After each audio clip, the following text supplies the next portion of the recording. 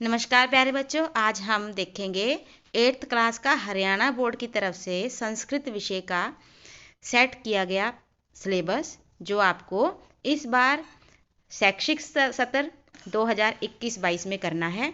और आपको जानकर काफ़ी हैरानी होगी कि आपको कोई भी पाठ या पाठ से संबंधित आपको प्रश्न उत्तर इसमें नहीं आएंगे। यहाँ पर आपकी जांच होगी कि आपको पठन कौशल कैसा है, या आपको लिखना कितना आता है, पढ़ना कैसे आता है, और साथ में ही जांच होगी कि आपकी व्याकरण पर पकड़ कितनी है। तो आइए शुरू करते हैं। सबसे पहले है हमारे पास यहाँ पर 2 अपठित गद्यांश आएंगे। अपठित समझते होंगे आप। अपठित का अर्थ है जो आपकी बुक में नहीं है, बुक के अंदर नहीं है, जो आपने पहले नहीं पढ़े हैं। 2 ऐसे पैराग्राफ आएंगे जिसमें से आपको बहुविकल्पीय अर्थात MCQ और दूसरा लघुत्तरात्मक यानी कि सब्जेक्टिव टाइप जो आपको प्रश्नों के उत्तर देने हैं वो पूछे जाएंगे, और ये रहेगा 20 नंबर का।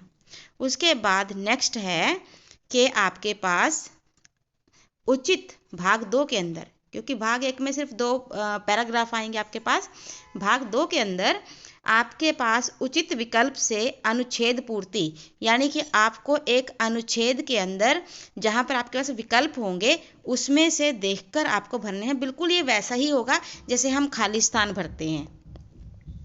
दूसरा, आपको पत्र लेखन करना है, पदों को चुनकर। यहाँ पर भी आपके पास ऑप्शन दी जाएंगी, उसमें से आपको चुनकर पत्र के अंदर उसे भरना है, अर्थात आपका पत्र लेखन पूरा हो जाएगा।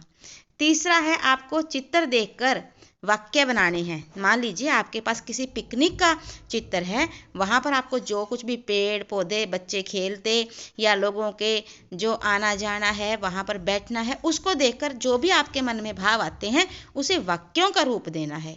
चौथा है मंजूषा से पद चुनकर। मंजूषा यहाँ पर खालिस्तान ही हो गए। आपको कथा के अंदर, मतलब कथा के अंदर आपको फिलप्स भरनी है जो आपके पास ऊपर होंगी, ऑप्शन में होंगी, वहां से देखकर आपको भरनी है। और लास्ट में है उचित पदों से प्रश्न निर्माण।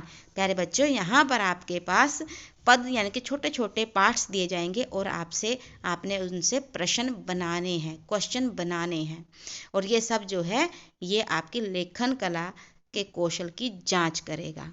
पार्ट 3 यानी कि भाग ग के अंदर हम क्या करेंगे, यहाँ पर हम देखेंगे वर्ण संयोजन यानी कि वर्णों के बारे में, फिर वर्ण विच्छेद, फिर संधि, स्वर संधि आएगी। आपको यहाँ पर नोट करना है कौन सी संधि है आपके पास, केवल स्वर संधि। फिर प्रत्यय प्रकरण जिसमें कत्वा, तुमुन और लयप, ये आपको प्रत्यय में करने हैं। शब्द रूप में आपको बालक, बालिका और पुष्प करने हैं। धातु रूप के अंदर आपको पठ, चल और खाद्य ये करने हैं। उसके बाद समय लेखन यानी कि आपको समय का लिखने के लिए कहा जाएगा, वो भी आपके पास बहुविकल्पीय होगा। और उसके बाद है संख्यावाचक, आपको गिनती लिखनी है 1 से 100 तक।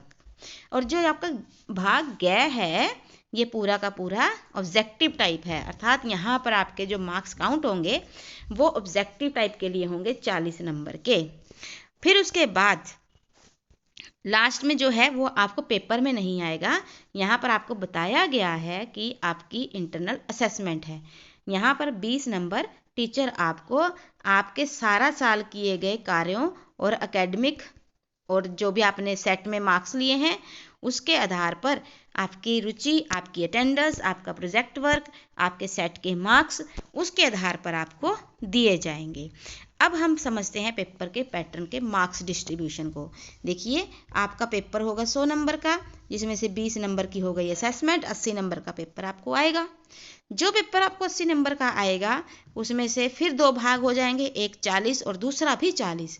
जो 40 नंबर का भाग है, जो हमने ऊपर 2 पार्ट देखे, 2 अपठित गद्यांश, चित्र लेखन, अनुच्छेद लेखन, पत्र लेखन, वो सब जहाँ पर आपकी क्वेश्चन फॉर्मेशन भी थी वो सब सब्जेक्टिव में काउंट होगा।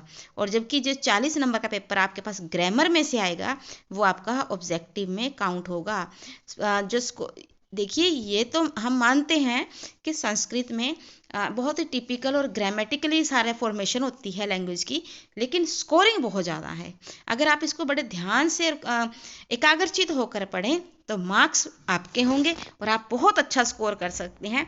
हमने बहुत सारे बच्चे ऐसे देखे हैं जो 100/100 नंबर लेते हैं और आप भी उसी में से होने चाहिए।